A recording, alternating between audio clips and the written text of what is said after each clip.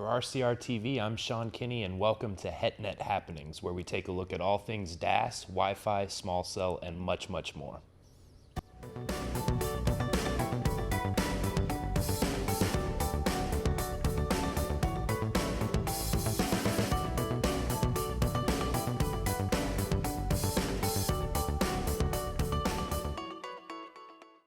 CommScope, thinking beyond today's technology to help you make the best decision for your network and your business. Telecom Careers, the #1 global telecom and wireless job board, telecomcareers.com.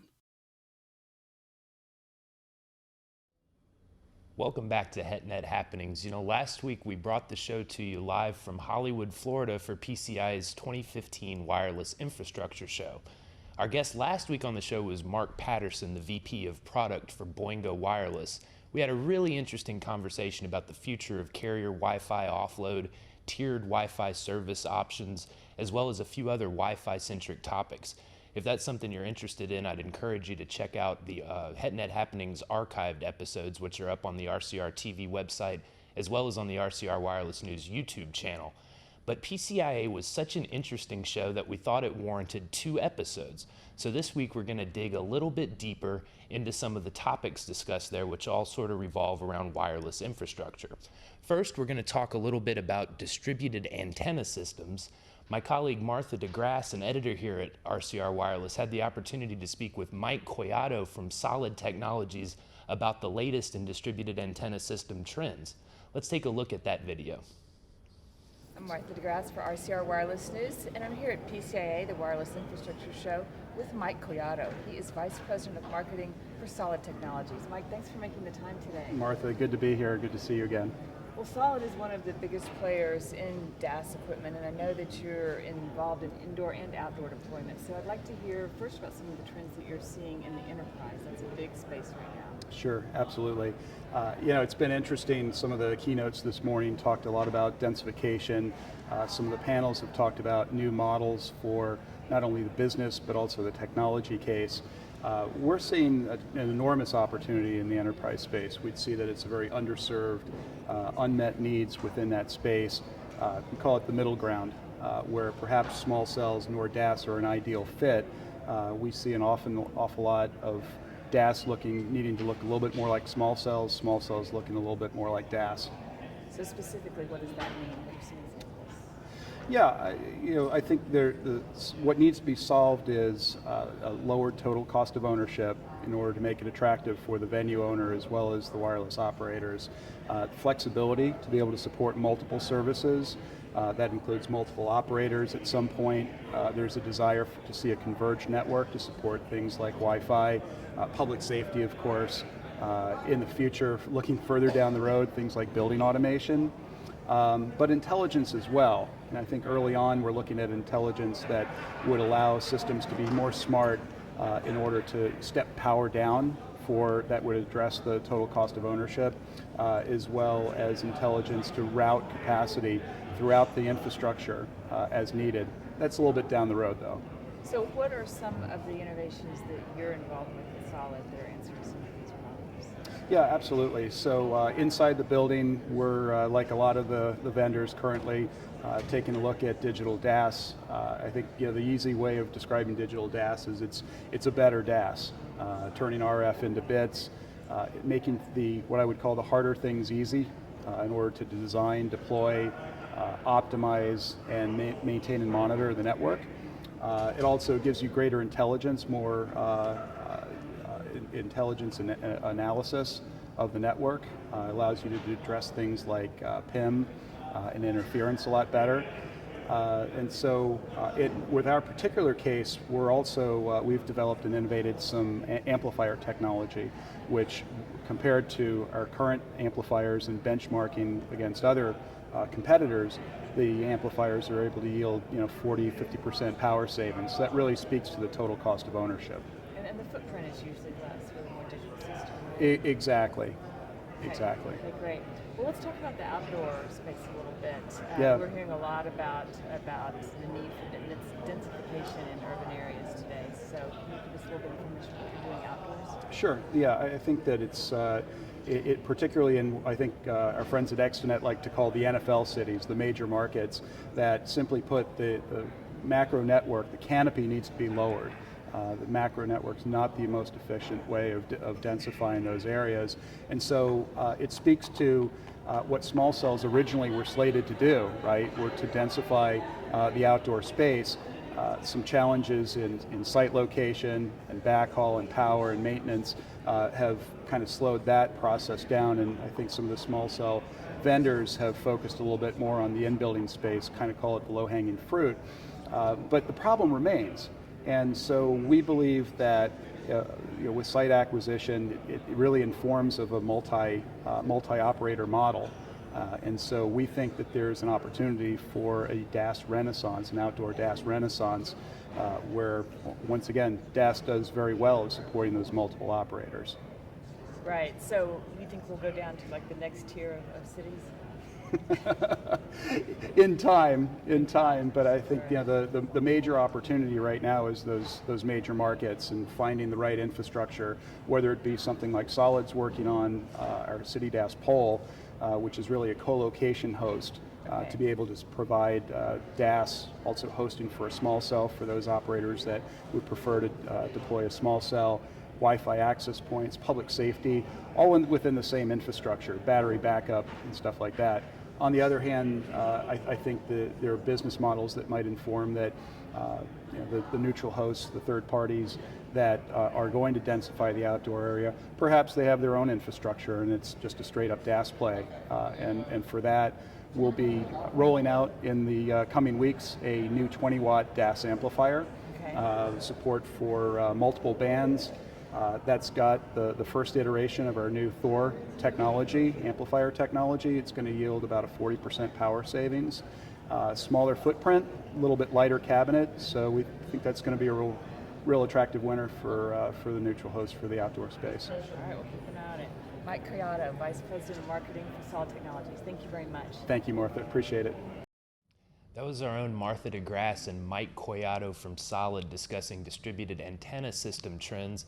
I'd like to point out that Mike mentioned densification, which is a huge buzzword right now, and these ultra-dense networks are expected by just about everyone involved in telecom to be a key part of what a 5G mobile network eventually looks like. Also like to point out that Mike mentioned the convergence of DAS and small cell, which is another really salient point. So now we're going to move over and we're going to see what CommScope, who's a leader in the DAS space, is doing with their small cell portfolio. Now, small cell, the technology has huge potential, but for a number of reasons, largely site acquisition and jurisdictional concordance, it just hasn't really taken off. But many analysts are expecting 2015 to be the year that small cell really sort of hits its stride. So let's hear from CommScope about what they're doing in small cell. RCR Wireless News, I'm Martha DeGrasse, and I'm here now with Steve Kim. He's Manager of Site Solutions at CommScope. Steve, thanks for being here. How are you? Great.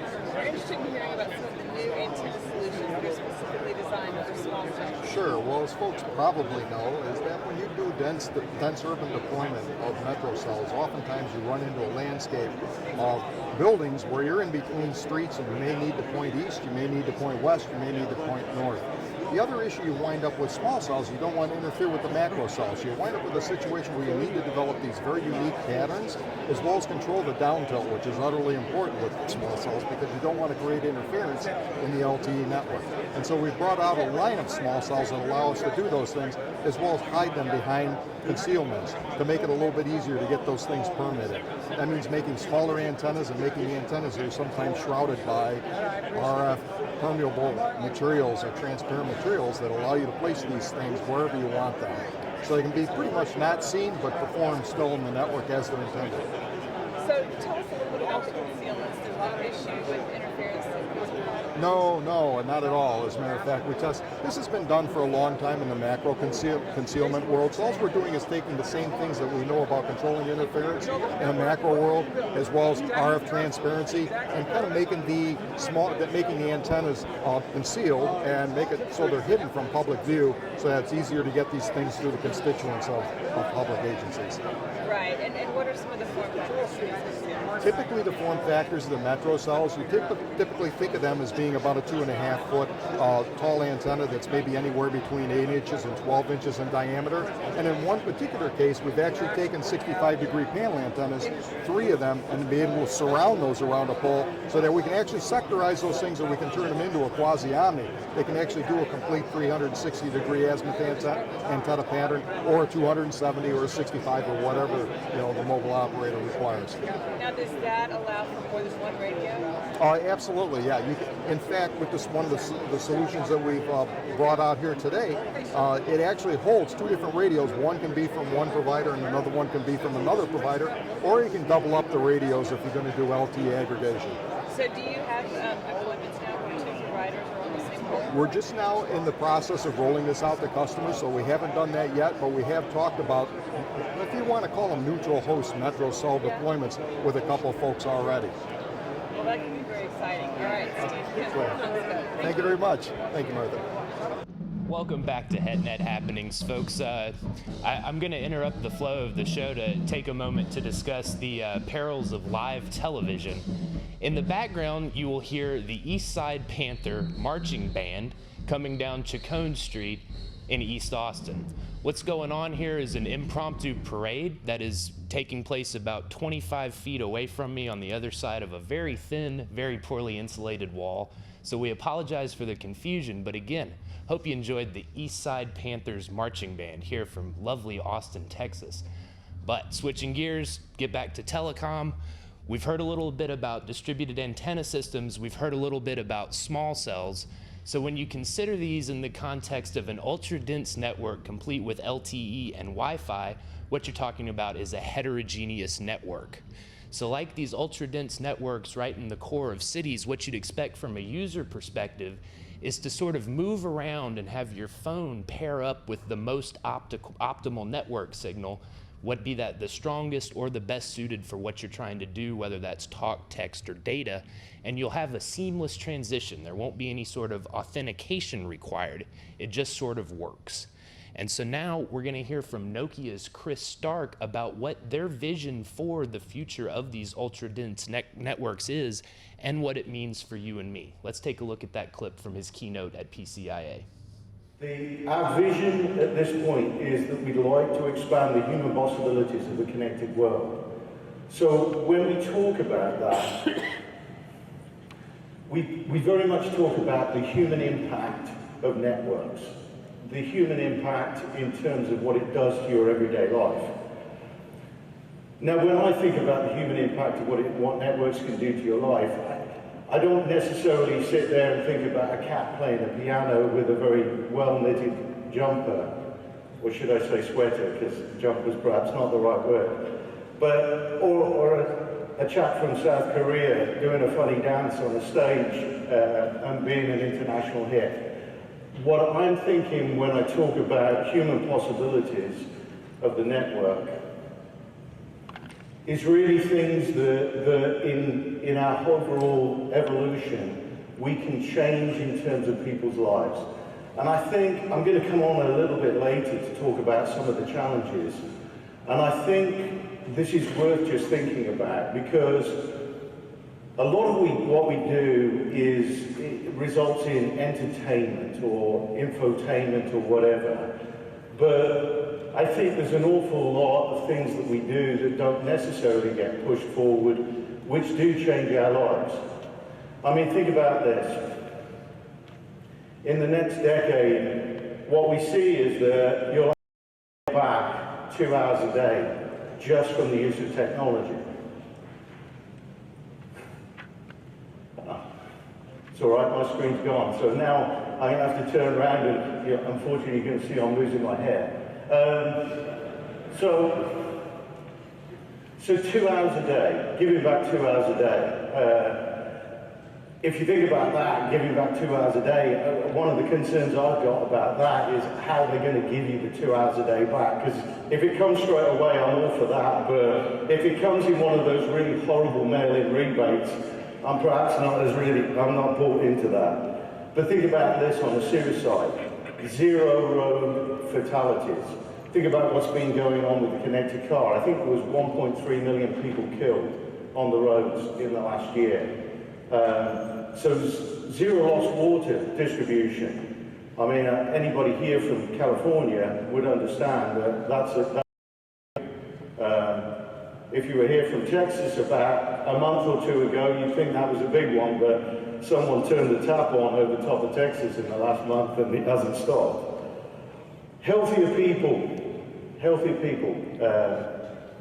just about less transport costs, maybe reducing pollution, maybe reducing traffic jams and so on in the city. I think these are all the things that we can actually bring in terms of benefits from our technology and from moving networks forward. That was Chris Stark from Nokia talking about their vision for the connected society of the future. And you know, like Chris said, this is about a lot more than watching videos of cats playing pianos in HD while you're riding on the bus. This is about using technology to push really broad scale quality of life change for a lot of people. So very interesting topic. And if you'd like to see the rest of Chris's keynote address from PCIA, you can check that out on the RCR Wireless Noob YouTube channel. And for lots of other content from PCIA and everything else telecom, IT, and ICT related, I'd encourage you to visit us at rcrwirelessnews.com. And also be sure to tune in to HetNet Happenings next week, where you never know, a parade might crop up. So with that, we're going to take you through the magic of television and the talents of our production staff live to the street out here in East Austin. We'll see you next week. HetNet Happenings is a production of RCR TV. To reach Sean Kinney or to suggest a show topic for HetNet Happenings, you can reach Sean at skinney@rcrwireless.com. On Twitter at SeanKinneyRCR. To find out more about the latest in HetNet and all things wireless, dig into rcrwireless.com.